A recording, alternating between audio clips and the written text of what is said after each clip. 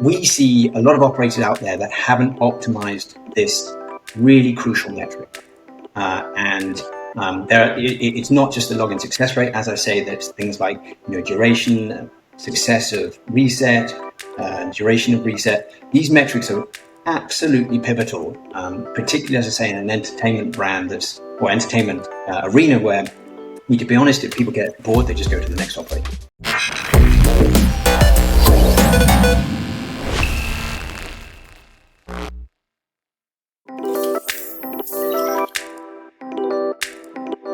Hello, and welcome to another edition of Connected. And this time we're talking with Rob Griffin and Michael Tanaka from MIRACL.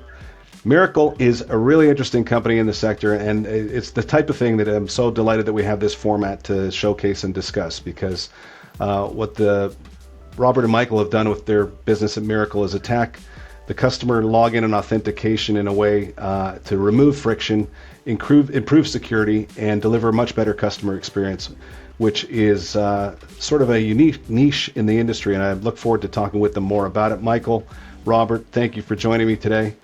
Thanks for having us. Thanks for having us. So your website says MIRACL delivers a powerful suite of cryptographic tools and services allowing businesses to ditch legacy authentication methods, enhance user experience, minimize cost, and maintain top-tier security, all backed by modern cryptographic standards. Sounds amazing. I've had a look at the product, I know, but I mean, let's unpack it a bit. At the heart of it, tell everyone what MIRACL Trust does. Yeah, hopefully we can cast some light on that. I'm not sure the kind of verbiage on the website really slips off the tongue, but well done for reading that out. So the reality is what we're about is helping operators get rid of passwords and provide a multi-factor login that works on any device or browser in just 2 seconds, and really enables customers to log into their account in just the lowest friction way possible, but that's also really secure. So what provoked you to develop this product? What was the problem you were looking to address? Well, the reality is that it's widely established that passwords are a huge vector of kind of attack, and therefore risk from a cybersecurity point of view. And that's something that has resulted in a lot of account takeover, a lot of fraud. It's increasingly something that's kind of piquing the attention of regulators, because they're out there trying to protect players and ensure that both funds in the account remain safe, but also customers' data. But the biggest issue of all is actually the commercial aspect, which is just straightforwardly, in gaming and gambling, you need an experience to be fun, right? You're trying to entertain the player. And if they have, a whole kind of pain of trying to log in because they can't remember their password, or they, for whatever reason, aren't able to get an SMS one-time code, or, the code doesn't come, it's just excruciating, particularly when, as I say, not only are they trying to get entertained, but they're also quite often kind of time constrained. So, it's really all three of those considerations, right? The user experience, the regulatory pressure, and the security requirement. Another thing that drew us to this whole sector, if you look at historically, we've had strong customer authentication, let's say that's a catch-all for 2FAs and MFAs and things like that since before the internet. And really, those legacy technologies have without failed. In other words, every one of them has failed, either being too complex for the user, incompatible to all devices, or perhaps just cost too much. And Right. If you look at that, up to this point, when you look at especially gaming operators, and of course many regulators for many years have had the requirement that you have to offer 2FA or some sort of strong customer authentication option, the take-up is typically about 5%. Yeah. So what you're seeing is that the consumers themselves are voting with their feet. They don't generally want it. And it's because of those sort of issues, either for the operator, the cost, but more for the players, the complexity and the compatibility. They just can't run that sort of thing. Which is a shame, because the intention of the requirement is a good one. Yeah. It's right. that the friction that it introduces is unwelcome. So absolutely. And that's a very good segue to the to actually enter showing the you. alternative. Yeah, show us the light. So what you can see is my screen. We've got the ability to integrate both for browser and also for native app. And it's important to understand that it's just not some browsers. It's 100% of browsers, and it's absolutely any native app you want. Whether it's going to be directly integrated using our SDKs, or maybe using some of our JavaScript libraries, which could be integrated via things like Flutter or React Native or other things like that. But really, the hardest thing to create a strong customer authentication is in the browser itself, because the browser is such a constrained environment for many, many reasons that it's really hard for a lot of other people to create that secure experience unless you do things like a bunch of downloads or installations, plugins, or secondary devices like phones and stuff like that. And in contrast, the only requirements out of the user is to indicate they want to log in, type in a PIN that they selected during the registration process, and that's it. So Michael, I'm going to describe this because a lot of people that listen to Connected rather than viewing it. So what you've got is a mock operator site. You've clicked login. It presents a modal with a 4-digit PIN entry, keying in that 4-digit PIN, and boom, you're in. That's it. What's going on in the background, and how is it that it's so simple yet achieves all the security and responsibility regulatory responsibility is retained in what looks like a very simple process from the customer perspective? Yeah, it is relatively simple from the customer's perspective, because they're doing a multi-factor authentication, presenting their PIN, which is a knowledge factor, which can only be entered on their trusted device, which is a possession factor. So what that means is that it's pretty much immune to all forms of attack, because most attacks will not have access to your device. And if you look at other attacks, we use some fairly advanced cryptography and a zero-knowledge proof protocol, which makes us immune to things like man-in-the-middle, replay, reverse proxy, a few other attacks like that. So all the typical attacks you'll see in the industry, especially the brute force attacks, like credential stuffing and password spraying, don't even have the capability to start the attack, let alone actually be successful. Okay, and what the stage at which you're showing in the demo here is an existing customer returning to log in. So the presumption being there was part of a registration process when they were taken through the MIRACL Trust configuration where they selected that PIN. And at that time, would you have also fingerprinted their device, and that's why it's device specific as part of the security layer? Well, it's not quite fingerprinting. There's all sorts of issues with fingerprinting and privacy. Okay. What we're doing is we're crafting keys which are highly customized for this particular device and user and service, for that matter. And what that means is that every authentication from every device by every person is unique. So it's not like a username and password which can take place from anywhere around the world. If I log in from this device, it's actually a different authentication takes place than if I log in, let's say, from my mobile. Okay. Should we look at that? Yep. Well, first of all, why don't we do the setup? I think that's probably a good idea. So this particular demo has been crafted so we can delete the account and restart the registration process. The other thing you'll notice in all of this is that there's no redirections to any other site or service. So this is what we call the seamless integration. The customers will not know that MIRACL's involved at all. The other important thing because of that is that you have absolute discretion and control over the user interface. So anything you want, whenever you want to log in, so user journeys and things are completely customizable to the operator's needs. So in this case, when I sign up, this is a very short registration form. It's not MIRACL's form. It's the sort of demos or the operator's form. And of course, it could be anything. It could be a 5-stage process with lots of verification steps, whatever the regulators require, or maybe this might be more representative of the gray market. The important bit is that MIRACL doesn't have access to this information. What we're doing is linking in to just a couple bits of data. Oops. Sorry, knocking my other machine over here. Close it all. So what we're doing is linking into just a couple bits of data, and that namely being the ID and the PIN, and establishing that PIN on this device. So when I hit register and get bonus, there's no further actions required out of the user. There's no download, there's no install, there's no system level permissions or anything like that. which means it's extremely clean. It can be initiated anywhere you want. And of course, it doesn't actually then take the user through any other sort of hoops or hurdles where they can essentially fail. And that's a really important differentiator versus the kind of competing solutions out there. Because typically what you find is that, on registration, a user needs to download an app, or in the case of passkeys, they need to provide some form of user permission to use a passkey. And you just get a number of people who are, not clear on what's happening. Potentially they're kind of caught up between different operating systems and devices. So you get a fallout in that process, and then you're down to a customer support query. It's the way in which we've stripped out, both in the login and also in the registration process, all those potential points of failure that really has resulted in the user experience. And that's evident in the numbers. And I think if there's one single message that I want to leave people with today, it's the fact that, for the most part, operators can't look at their login success rate. Why? It's because essentially they've got a whole bunch of bot traffic that is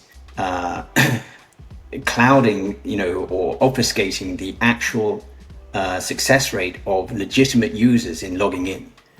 And so they don't pay that much attention to what is ultimately the front door of their shop, right?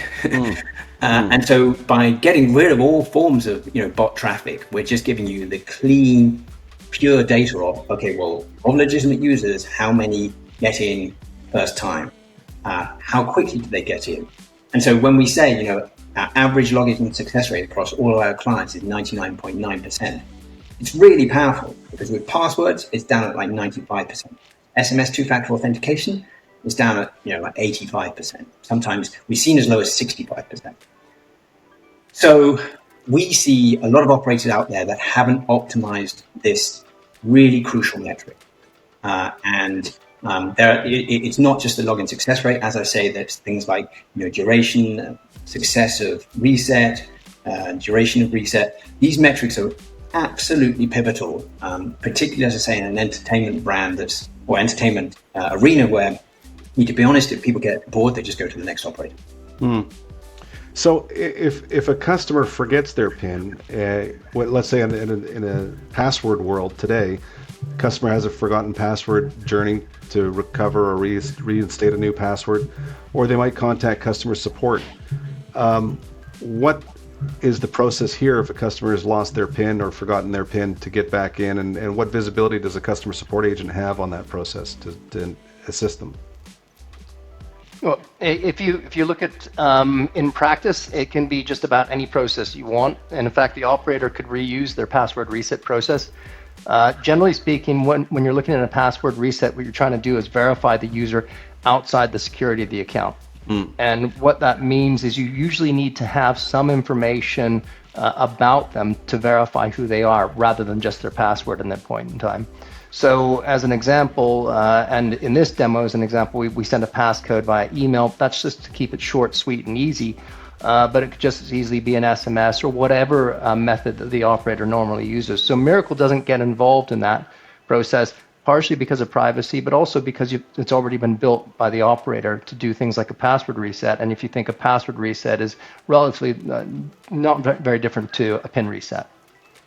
And I think it's just worth pointing out as well, in geographies like Brazil, there are an awful lot of, and Argentina as well, they're kind of moving to BioID. So, it'll go back to a facial template. We actually provide that as a service, but the reality is you don't need to use our biometric ID as a source of verification. You can use your existing one. We just, as it were, sort of seamlessly stitch into that. So yeah, that can be your source of ID verification trust. It really depends on the user case. But as I say, we never stipulate that. It's down to the operator. So this is, I guess, an important point, because it's kind of common to everything. We're not requiring a particular user flow or stipulated process. It's something that is completely adaptable to the level of risk and the use case of the operator. And it's also worth. No, go ahead, I was just going to say it's worthwhile considering that for some operators that we have that are operating both passwords and PIN, they see about a 10-fold higher password reset versus PIN reset. And if you think about, it's pretty obvious why, because the passwords generally have to have a relatively high complexity, Yep. upper, lowercase, alphanumeric, a certain length and so on, versus the PIN where really we tell our users to choose something that's memorable to them. And normally that's not a safe instruction, because of course if you said the same for a password, well then somebody could guess that externally. But in this case, of course, the only people who can possibly guess your PIN are those people who have access to your device.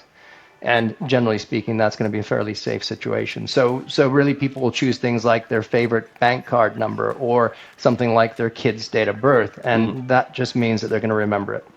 Yeah, and we see this in other, fintech products where it's a PIN login. The banks that I use, the apps for the banks that I use, don't require me to have a alphanumeric 16-digit password each time I log in. They've made it more convenient with a PIN. So you're bringing that into the gaming space. Yeah, and we feel like we're democratizing it, right? Because essentially we're bringing it at a different price point to enable it to be used in a kind of mass consumer environment.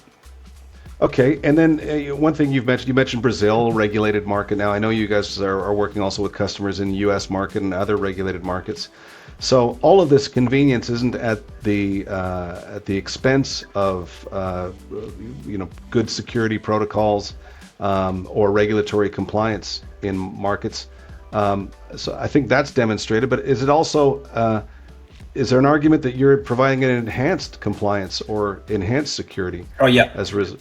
That's a really important point, actually, because not only are we seeing more and more regulators requiring multi-factor authentication, but also we're now seeing regulators say, hey, actually, we're not okay with SMS two-factor authentication. Right. Why? Well, ultimately, it's because it's vulnerable to either SIM swap or it's phishable. That's the kind of most common vector of attack, where you can literally just grab the one-time code. So you've seen the state of Pennsylvania, the regulator there has just said that as of 2027, SMS 2FA will no longer be allowed. But that's something that's also spreading quite quickly in the fintech world. So you've seen it in Malaysia, Hong Kong's banned SMS. Last week you saw the Central Bank of Abu Dhabi, the UAE, they banned the use of SMS. So yeah, the reality is our solution is completely unphishable. In fact, it's resistant to all forms of remote attack. So yeah, you're definitely getting something that's, as it were, going to meet the requirements of every regulator globally. Yeah, I mean, and I'd say from my own perspective, looking at it, it's more convenient than an SMS to go grab a code from. I mean, I know the operating system on my iPhone will help me in copying that SMS message received into the field where I need to enter it. But it's sometimes that SMS comes 10 minutes later than when I was in the process. I've already timed out, things like that. You mentioned competitors in the market, or then alternatives. What sort of alternatives would operators consider, and what sets you apart from your competitors? You mentioned price was one point. Yeah, so I mean, by far the kind of lead solution out there is, as I say, SMS 2FA. That's probably 90% of or 95% of two-factor authentication that exists. I should point out that we regard ourselves as competitor to passwords. We think passwords are absolutely broken, and we have plenty of operators who don't have requirements for two-factor authentication who've gone with our solution because they just feel it's so much cleaner. And just from the user experience point of view, pays for itself in the reduced kind of calls to customer support. But in terms of SMS, that's the kind of main competitor within 2FA. Within multi-factor authentication. And yes, you're going to see costs that vary for different geographies, but also success rates that vary. So, for example, in Brazil, over 15% of SMSs sent don't get received. There are other forms of one-time code. Some authenticator apps work on one-time code. Also, WhatsApp is now providing a one-time code delivery solution. You'd be amazed, that's also pretty expensive and requires you to leave the browser, go into WhatsApp, pick up the code, etc., etc. So We feel that there's certainly a user experience advantage with all of these, and a cost advantage. We haven't mentioned, well, we briefly mentioned the kind of passkey solution previously. The main flaw with those is that they don't work on all devices, all browsers, all operating systems. So depending on your geography, you're going to find roughly 5 to 10, but it can be as high as 15% of devices that don't work. And actually that's a growing problem in places like Brazil, because you find a lot of kind of new Chinese handsets, because of the sanctions, have old operating systems that aren't compatible with these new security solutions. So what that means is that the operator is then forced to have a backup, right? So you're forced to have a username and password and/or this passwordless solution. Well, that's not great, because you then end up with a kind of cluttered user interface, and then also the underlying vulnerability of usernames and passwords. So yeah, sorry for the long answer, but that's the kind of overview of the competition. And I'd also add to that very simply that if you look at something like the States, there are 25, 30 different regulators. I mean, and each with very sort of, with different sort of variations within the regulations. And one of the reasons we're engaging with a lot of US operators right now is because what they want is something which will meet the requirements for all the US regulators. So they have a single unified approach across all states, meaning it simplifies everything within their framework and their platform, even from support all the way down to just, to every aspect of their business. But, if you look at the sort of situation as well, if you had something like passkeys, I think passkeys are the obvious one. If somebody's really looking for something new and passwordless and so on, as Rob mentioned, one of the big issues there is compatibility. But the other issue is that it's a different user experience depending upon if you're on Mac, if you're on OS, or sort of iOS or Android or Windows. And of course, if you're on Linux, you can't use them at all in most cases. So if you want to create a single unified experience which can literally be documented no matter what regulated state and no matter what operating system, what browser, native and what hardware, or web-based, right? Yeah. We're the only option there. And there's a simple reason why that's true, which nobody else, I think, really can claim the same thing. All of our cryptography is completely self-contained, and it doesn't have any dependencies that it requires to operate. And so what that really means is it gives out 100% compatibility, but it also means that it allows us to create that single experience, the exact same experience on any system. Well, look, some really strong, compelling justification or endorsements, let's say, for your solution, but none better than I think seeing it in action. So what I would encourage anyone who's interested in improving their success rate with password logins by customers by doing away with the password and upgrading to a PIN is to talk to Michael or Rob, the co-founders of MIRACL, and get more information about what's going on under the hood, because I think the first thing is to see it in action from the customer's perspective. That's an obvious you had me at hello moment when you see that. I think there's going to be a lot of questions about how you actually perform these miracles, but I think you guys are well positioned to answer those questions, as you've got a lot of live installations in the market in high trust environments where regulation is a factor. Cloud-based platform technology providing fast, secure, password-free, multi-factor authentications with a single-step PIN entry. Guys, thank you so much for being on Connected and telling us about MIRACL Trust. And if people want to get a hold of you, we'll include a link to your website in the comments below this video. Thank you, Michael. Thank you, Rob. Thanks so much, Ashley. Really appreciate it. Thank you, Ashley. Cheers. Okay. Thank you for watching. See you next time on Connected.